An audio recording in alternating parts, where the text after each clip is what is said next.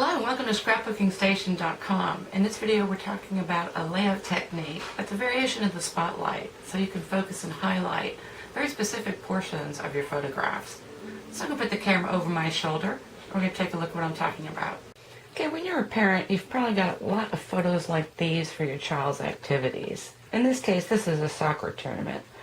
So, of course, you got the group photo, but this could just as well be a performance or a recital or something along those lines. And then you've got these photos of lots of kids, and your focus is really on that kid right there, unless you're, of course, the coach or the director. And so a lot of times what you end up doing is blowing up these photos, probably even larger than this, which takes them out of context.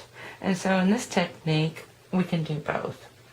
Okay, so you've either got your action photo or your group photo, and you decide on which portion you want to blow up. So you zoom in on that and reprint it in a larger size. Now I'm going with circles, but you can use any shape. And so this portion, I want to highlight that, and I'm going to go with vellum. And I actually tested a couple things. So this is a scrap piece of, or this is a scrap photo. I tried the vellum here with adhesive sheet behind it. At first I tried using my snail adhesive, but that doesn't really work behind vellum. And then I used a window with adhesive, but that doesn't give me enough of a spotlight on the original image. So now I'm going to mat it. And I've got this circle.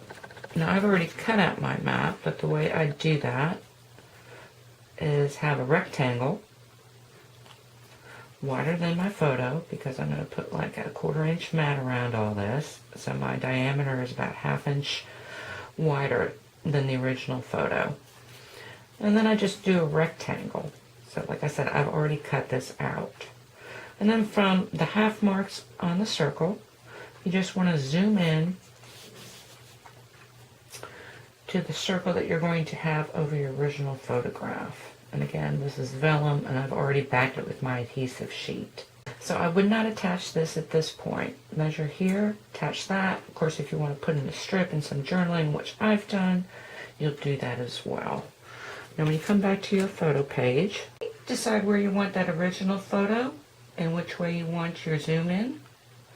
And then go ahead and attach all that first, because you're going to want to orient your circle depending on what angle you put your zoom in. And so there you go. So I'm focusing on what I want to focus on, but still it's within context of the photo.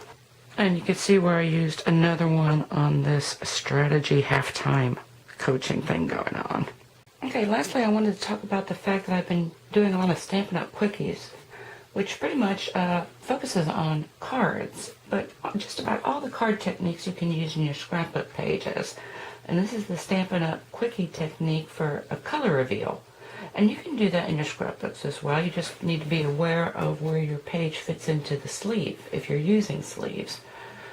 Now on this, the design's exactly the same, so I'm going to pull that out. And I'm going to figure out that my child finished second place, not my child's team. And of course color in the rest of that.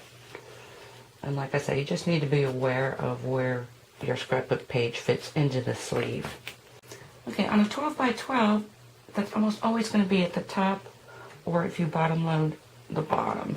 But if you're one of those people that use these sleeves to insert your photos, I had to go back to, well, let me see, 1995, the last time I used sleeves. But you could do something like that in one of your pockets.